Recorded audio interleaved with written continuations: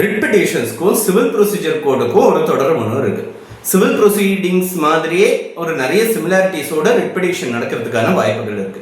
ஆனால் writ petition கொடுக்குற அதனோட தன்மை வேற, சிவில் ப்ரொசீஜர் கோட்ல கேஸ் நடத்துறதுக்கான தன்மை வேற. இப்போ சிவில் ப்ரொசீஜர் கோட்ல இருக்கக்கூடிய ஒரு சில முக்கியமான ப்ரொவிஷன்ஸ் வந்து ரிட் பெட்டிஷன்ஸ்லையும் அப்ளிகபிளா இருக்கும். அதே மாதிரி சிவில் ப்ரொசீஜர் கோட்ல இருக்கிற ஒரு சில ப்ரொவிஷன்ஸ் வந்து ரிட் பெட்டிஷன்ஸ்ல அப்ளிகபிளா இருக்காது. இது பிராக்டிஸ்க்கு, லிட்டிகேஷன் பிராக்டிஸ்க்கு ரொம்ப முக்கியமாக தெரிஞ்சுக்க வேண்டிய ஒரு விஷயம். ரிட் பெட்டிஷன்ஸ் ஃபைல் பண்ணுறச்சே ரொம்ப முக்கியமாக தெரிஞ்சுக்க வேண்டிய ஒரு விஷயம். இதை பற்றி இன்னைக்கு பார்ப்போம். என்னெல்லாம் ப்ரொவிஷன் சிவில் ப்ரொசீஜர் கோட்ல ரிட் பெட்டிஷன்ஸ்ல, ரிட் ஜூரிஸ்டிக்ஷன்ல அப்ளிகபிளா இருக்கு, என்னெல்லாம் ப்ரொவிஷன்ஸ் வந்து அப்ளிகபிளா இல்லைன்றதை பற்றி நம்ம பார்த்து தெரிஞ்சுக்குவோம். செக்ஷன் 11 சிவில் ப்ரொசீஜர் கோட், ரெஸ் ஜுடிகேட்டா, அதாவது ஒரே கேஸை 2 தடவை ஒரே காஸ் ஆஃப் ஆக்ஷன் மேல நடக்கக்கூடிய ஒரு கேஸை, திரும்பி டிசைட் ஆகப்பட்ட ஒரு கேஸை மறுபடியும் முதல்ல இருந்து ஃபைல் பண்ணக்கூடாதுன்றது தான் ரெஸ் ஜுடிகேட்டா. ஸோ இந்த ரெஸ் ஜுடிகேட்டான்றதே ரிட் பெட்டிஷன்ஸ்ல பார்த்தீங்கன்னா அது அப்ளிகபிளான ஒரு ப்ரொவிஷன். அதாவது சக்சஸிவ் ரிட் பெட்டிஷன்ஸ், ஒரே மேட்டருக்கு திரும்ப மறுபடியும் ரிட் பெட்டிஷன்ஸ் பெட்டிஷன் மேல பெட்டிஷன் ஃபைல் பண்ணா அது மெயின்டைனபிள் கிடையாதுன்னு சொல்லப்பட்டிருக்கு. So section 11 civil procedure code வந்து அப்ளிகபிள், அது ஒரு விஷயம்.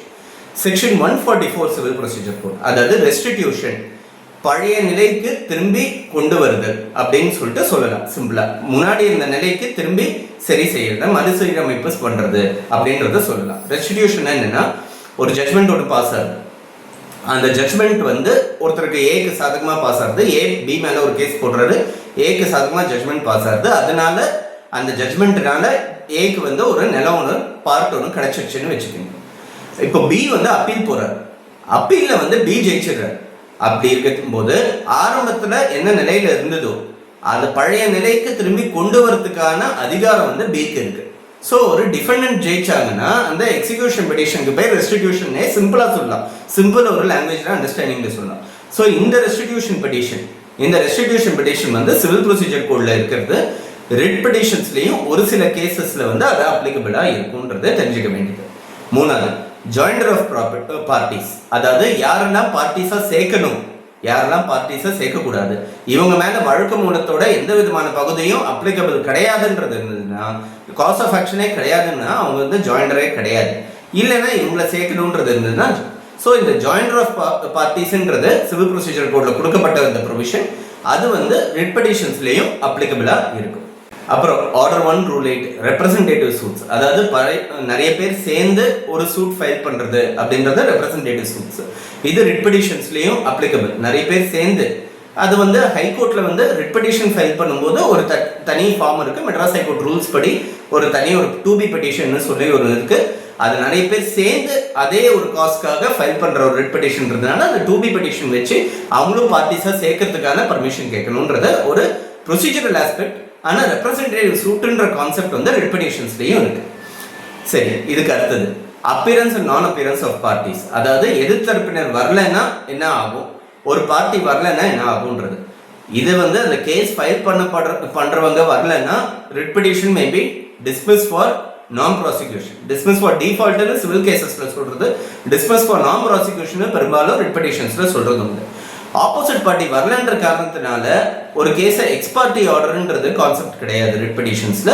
அந்த கேஸோட ஹியரிங் நடந்துதான் அதுக்கான ஆர்டர்ஸ் கிடைக்கும். அப்புறம் அபேட்மெண்ட் ஆஃப் கேஸ், அபேட்மெண்ட் ஆஃப் ப்ராசஸ், அதாவது இந்த கேஸே வந்து அதுக்கப்புறம் ப்ரொசீட் பண்றதுல எந்த விதமான அர்த்தமும் இல்லாததுனால அந்த கேஸ் வந்து அன்ஃப்ரக்சுவஸா அது நிற்கப்பட்டது அப்படின்றது அபேட்மெண்ட்ன்றது பேர். இந்த ப்ரொசீடிங்ஸ் அகைன்ஸ்ட் ஸ்டாண்ட் அபேட்டட்னு பேர்.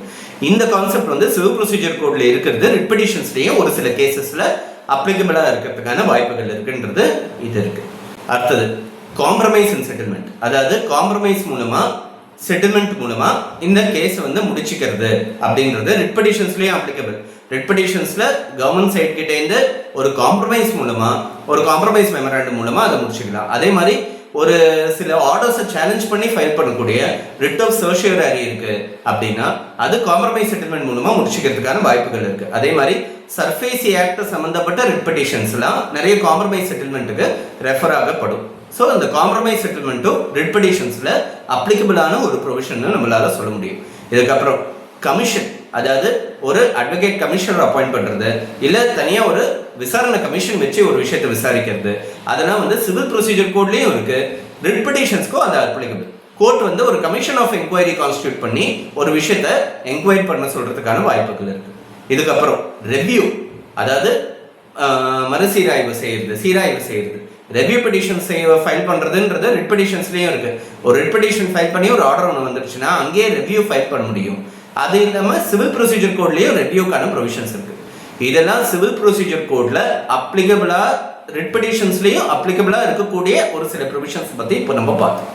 சரி, இப்போ சிவில் ப்ரொசீஜர் கோட்ல இருக்கக்கூடிய ஒரு சில ப்ரொவிஷன்ஸ், ரிட் பெட்டிஷன்ஸ்ல அப்ளிகபிள் இல்லாத ஒரு சில ப்ரொவிஷன்ஸ் பத்தி இப்போ நம்ம பார்ப்போம். ஒன்று, ஸ்டாட்யூட்டரி நோட்டீஸ். அதாவது கவர்மெண்ட் மேலே ஒரு கேஸ் ஒன்று ஃபைல் பண்ணணும்னா செக்ஷன் 80 கீழே கண்டிப்பாக ஒரு நோட்டீஸ் ஒன்று கொடுத்தாகணும். இத்தனை நாளைக்கு ஒரு நோட்டீஸ் ஒன்று கொடுத்தாகணுன்றது சிவில் ப்ரொசீஜர் கோடில் இருக்குது. அது நோட்டீஸ் கொடுத்து தான் ரிட் பெட்டிஷன் ஃபைல் பண்ணணுன்றது இல்லை. ஏன்னா ரிட் பெட்டிஷன்ஸை பொறுத்த வரைக்கும் ஸ்டேட் மேலே தான் ஃபைல் பண்ணுறது. ரிட் ஆஃப் மேண்டமஸில் ரெப்ரசன்டேஷன் கொடுத்து ரிஜெக்ஷன் வந்து மேண்டமஸ் ஃபைல் பண்ணுறதுன்றது உண்மைதான். அது ஸ்டாட்யூட்டரி நோட்டீஸ்க்கு நிகராகாது. ஸ்டாட்யூட்டரி நோட்டீஸ் சிவில் ப்ரொசீஜர் கோடில் இருக்கிறது, சிவில் ப்ரொசீஜர் கோடுக்கு மட்டும்தான் சேரும். இது ரிட் பெட்டிஷன்ஸ்ல அப்ளிகபிளா இருக்காது. அது ஒன்று. ரெண்டாவது, ரெலிங்க்விஷ்மெண்ட் ஆஃப் கிளைம்.